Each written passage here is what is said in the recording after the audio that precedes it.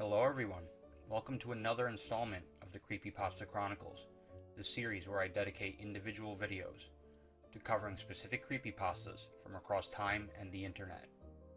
I may have just recorded this entire video only to find out that my mic was off the entire time. I may have not. The subject of this episode is an image and related creepypasta known as Smile.jpg. Commonly, the pasta is known as Smile.dog. I'm going to kick things right off with some history, so sit back, relax, and grab your blankies. Things are about to get spooky.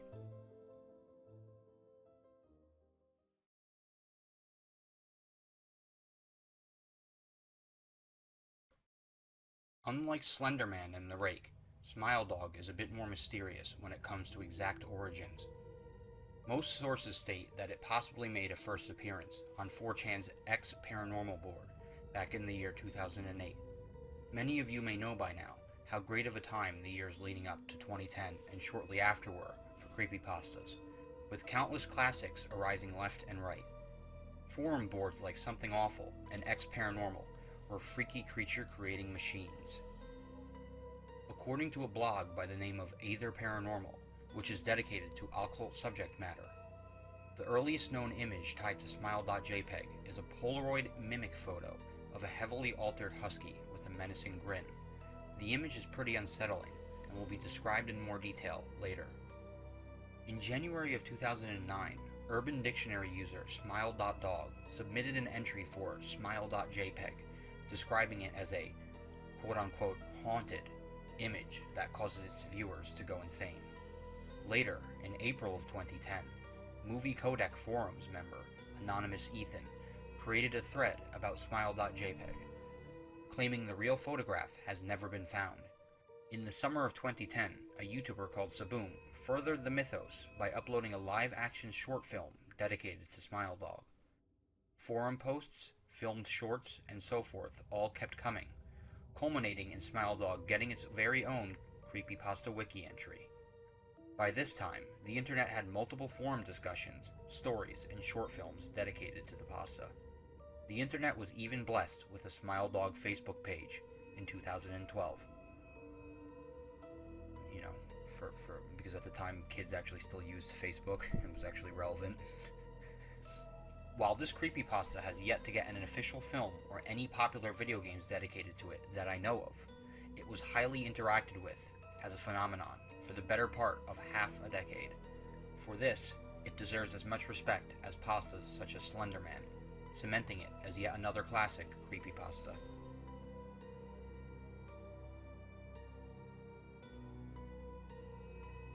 Recollections from individuals who have seen the Smile.jpg image firsthand describe the creature as being dog-like in appearance, its muzzle split into an ominous grin, with sharp, human-like teeth. Beyond this, the creature apparently has two forms it can appear in. In its original form, it is said to have almost pinkish fur. However, victims who have witnessed the creature in their dreams also describe a more demonic form. This version has reddish-yellow fur, a scraggly mane of black hair, and an even more unsettling grin plastered across its face. Supposedly, the dog can transition between these two forms at will. The breed of dog is believed to be a Siberian Husky, this being just barely recognizable in the original image. The lighting of the photo is dim, and some sort of human hand can also be seen in the background. Overall, it has a very disturbing and unsettling feel. This only lends further credence to the horror, which we will discuss shortly. Smile.dog is said to be merciless, satanic, and manipulative. Its primary motive appears to be manipulation, mind-breaking, and furthering its existence through urging its traumatized victims to spread the word. The lore seems to function similarly to that of popular horror icon Freddy Krueger. Smile.dog is said to be highly patient, waiting for its victims to mentally crumble beneath insanity before it demands their cooperation. It is said that once Smile.dog gets what it wants from a victim, they are left alone shortly after, though the trauma will not necessarily disappear with it. Some accounts claim the creature exists in both the land of the living and within dreams. The creature can supposedly cross between the two realms, using the ability to create nightmares in its sleeping victims. When someone looks at the smile.jpg image, they are said to be driven mad through the image popping up over and over in both waking visions and nightmares. It is believed that the visions are actually epileptic seizures induced by the demonic dog. In the dreams when asleep, victims are helpless to the torment of the entity. Many have said they cannot move, and are at the complete mercy of disturbing imagery and even spoken words by Smile.dog. This torment only ends after the victim is broken and spreads the word of Smile.jpg to someone else. Some versions of the creepypasta even claim Smile.dog can enter the world of the living, murder its victims, and drag them into the underworld. There is a bit more to the lore, but it mostly centers around what has already been described.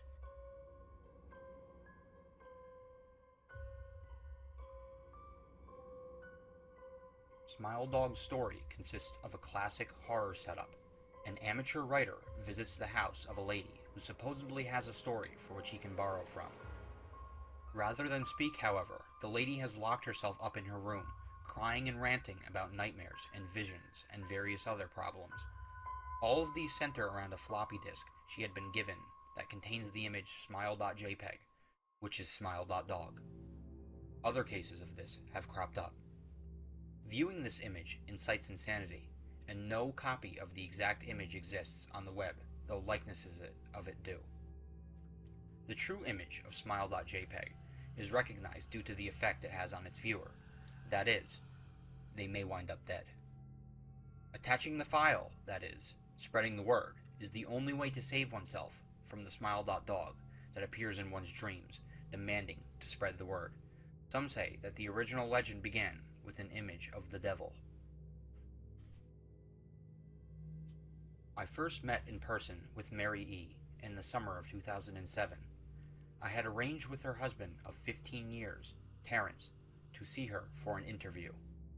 Mary had initially agreed, since I was not a newsman but rather an amateur writer gathering information for a few early college assignments and, if all went according to plan, some pieces of fiction. We scheduled the interview for a particular weekend when I was in Chicago on unrelated business, but at the last moment, Mary changed her mind and locked herself in the couple's bedroom, refusing to meet with me. For half an hour, I sat with Terrence as we camped outside the bedroom door, listening and taking notes while he attempted to fruitlessly calm his wife. The things Mary said made little sense, but fit with the pattern I was expecting. Though I could not see her, I could tell from her voice that she was crying, and more often than not, her objections to speaking with me centered around an incoherent diatribe of her dreams, her nightmares. Terrence apologized profusely when we ceased the exercise, and I did my best to take it in stride. Recall that I was not a reporter in search of a story, but merely a curious young man in search of information. Besides, I thought at the time, I could perhaps find another, similar case if I put my mind and resources to it. Mary E. was the SysOp for a small Chicago-based bulletin board system in 1992 when she first encountered smile.jpg, and her life changed forever.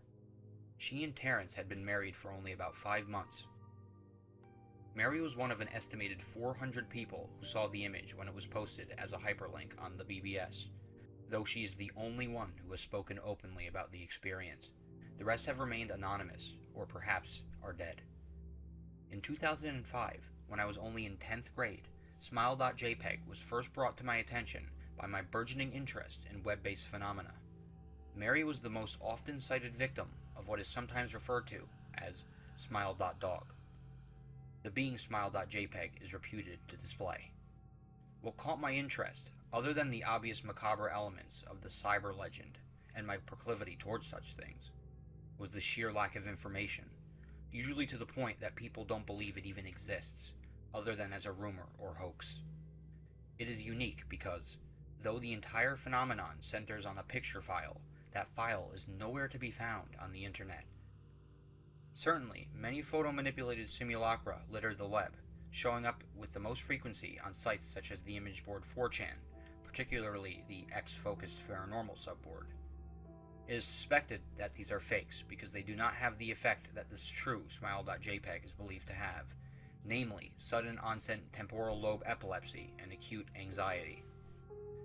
This purported reaction in the viewer is one of the reasons the phantom like smile.jpg is regarded with such disdain, since it is patently absurd, though depending on whom you ask, the reluctance to acknowledge smile.jpg's existence might just be as much out of fear as it is out of disbelief.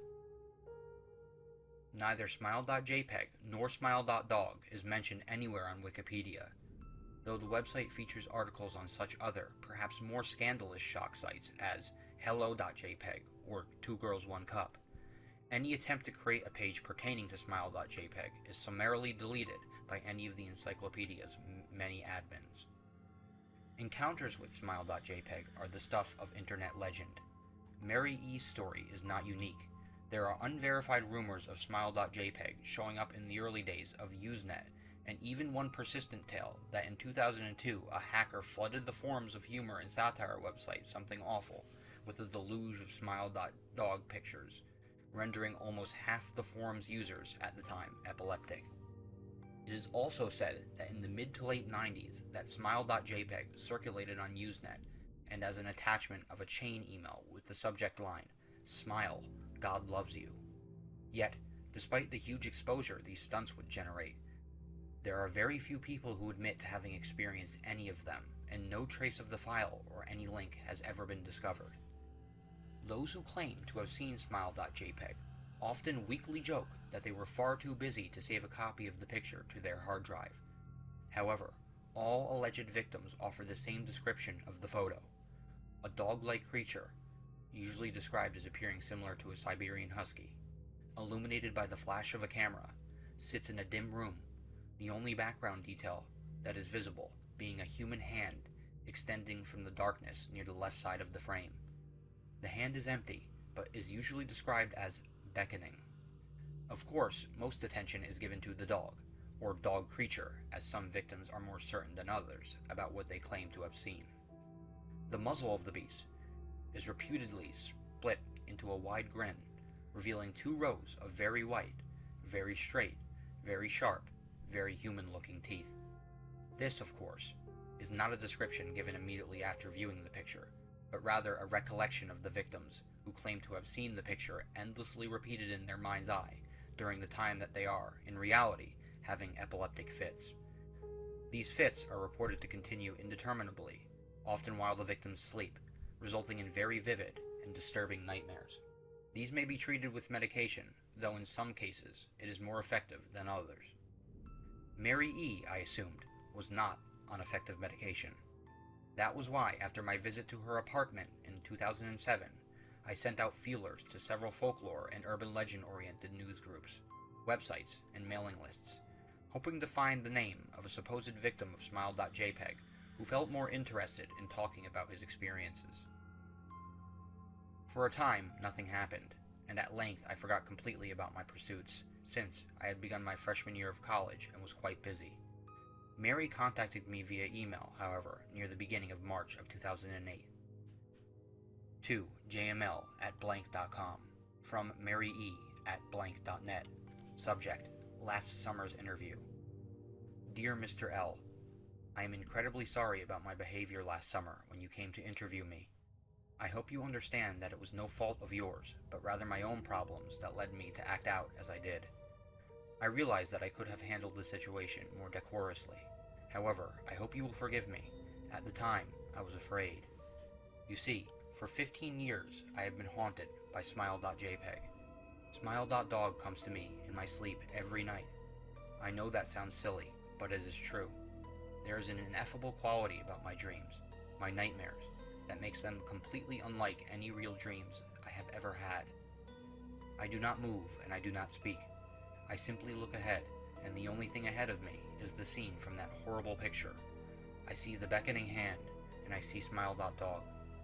It talks to me. It is not a dog, of course, though I am not quite sure what it really is. It tells me it will leave me alone, if only I do as it asks. All I must do, it says, is spread the word. That is how it phrases its demands, and I know exactly what it means. It wants me to show it to someone else. And I could. The week after my incident, I received in the mail a manila envelope with no return address. Inside was only a 3.5-inch floppy diskette, Without having to check, I knew precisely what was on it. I thought for a long time about my options. I could show it to a stranger, a coworker. I could even show it to Terrence, as much as the idea disgusted me. And what would happen then? Well, if Smile.dog kept its word, I could sleep. Yet, if it lied, what would I do? And who was to say something worse would not come for me, if I did as the creature asked? So I did nothing for 15 years, though I kept the diskette hidden amongst my things. Every night for 15 years, Smile.dog has come to me in my sleep and demanded that I spread the word. For 15 years, I have stood strong, though there have been hard times. Many of my fellow victims on the BBS board where I first encountered Smile.jpg stopped posting. I heard some of them committed suicide. Others remained completely silent, simply disappearing off the face of the web. They are the ones I worry about the most. I sincerely hope you will forgive me, Mr. L. But last summer, when you contacted me and my husband about an interview, I was near the breaking point. I decided I was going to give you the floppy diskette. I did not care if Smile.dog was lying or not. I wanted it to end. You were a stranger, someone I had no connection with, and I thought I would not feel sorrow when you took the diskette as part of your research and sealed your fate. Before you arrived, I realized what I was doing, was plotting to ruin your life. I could not stand the thought, and in fact, I still cannot. I am ashamed, Mr. L, and I hope that this warning will dissuade you from further investigation of Smile.jpg. You may in time encounter someone who is, if not weaker than I, then wholly more depraved. Someone who will not hesitate to follow Smile.dog's orders. Stop while you are still whole. Sincerely, Mary E. Terrence contacted me later that month with the news that his wife had killed herself. While cleaning up the various things she'd left behind, closing email accounts and the like, he happened upon the above message. He was a man in shambles. He wept as he told me to listen to his wife's advice. He'd found the diskette, he revealed, and burned it until it was nothing but a stinking pile of blackened plastic. The part that most disturbed him, however, was how the diskette had hissed as it melted, like some sort of animal, he said. I will admit that I was a little uncertain about how to respond to this. At first, I thought perhaps it was a joke, with the couple belatedly playing with the situation in order to get a rise out of me. A quick check of several of Chicago's newspapers' online obituaries, however, proved that Mary E. was indeed dead. There was, of course, no mention of suicide in the article. I decided that, for a time at least, I would not further pursue the subject of Smile.jpg, especially since I had finals coming up at the end of May. But the world has odd ways of testing us. Almost a full year after I'd returned from my disastrous interview with Mary E., I received another email. To jml@blank.com from elzahir82@blank.com. Subject: Smile. Hello. I found your email address through a mailing list. Your profile says you are interested in Smile.dog. I have it. It is not as bad as everyone says. I have sent it to you here. Just spreading the word. Smiley face. The final line chilled me to the bone. According to my email client, there was one file attachment called, naturally, Smile.jpg. I considered downloading it for some time. It was most likely a fake, I imagined, and even if it weren't, I was never wholly convinced of Smile.jpg's peculiar powers. Mary E.'s account had shaken me, yes, but she was probably mentally unbalanced anyway. After all, how could a simple image do what Smile.jpg was said to accomplish? What sort of creature was it that could break one's mind only with the power of the eye? And if such things were patently absurd, then why did the legend exist at all? If I downloaded the image, if I looked at it, and if Mary turned out to be correct, if Smile.dog came to me in my dreams demanding I spread the word, what would I do? Would I live my life as Mary had, fighting against the urge to give in until I died? Or would I simply spread the word, eager to be put to rest? And if I chose the latter route, how could I do it? Whom would I burden, in turn? If I went through with my earlier intention to write a short article about Smile.jpg, I decided I could attach it as evidence, and anyone who read the article, anyone who took interest, would be affected. And even assuming the smile.jpg image attached was genuine, would I be capricious enough to save myself in that manner? Could I spread the word? Yes. Yes, I could. End. And with that, I am currently staring Smile.dog in the face. I gotta say, it is a little disturbing to be looking at it right after reading that. That is the end of the creepypasta. Quite a lengthy one.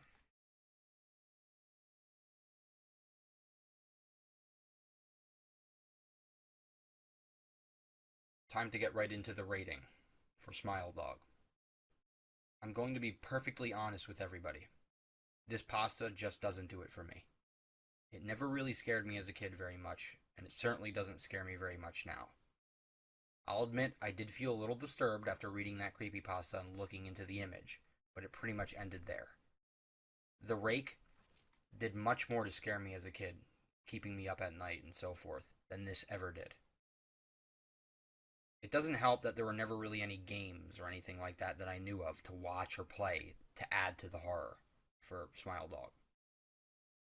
The gist of the horror itself is people see a freaky picture, have some visions and nightmares, spread the bad time to other people, and possibly take their own lives. Most stories don't involve death, though, from what I've seen.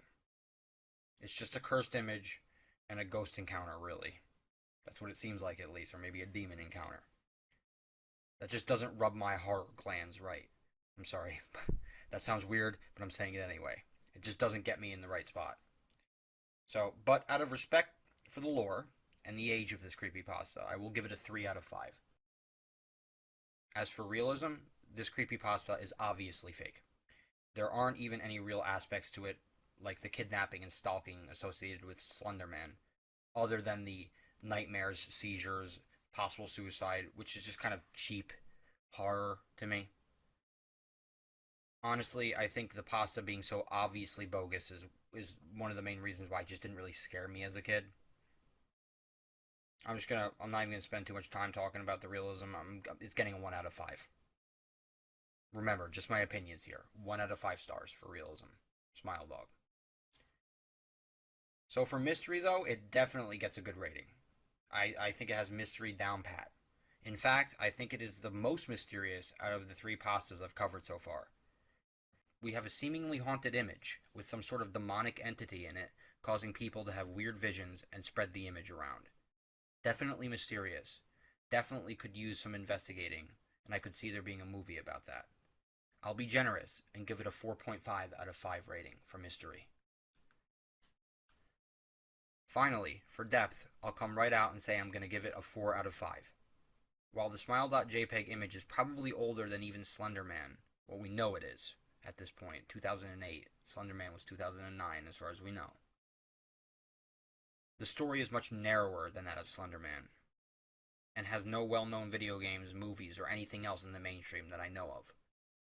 Now, I'm not saying the mainstream is a good thing or is a deciding factor here. It's just that the lore doesn't seem as expansive to me as the previous 2 creepypastas I've covered. Not as meme-worthy, if you will. It's a straightforward tale that has been discussed across a couple different forums over the years, and honored in a handful of homebrew short films. It really just ends there.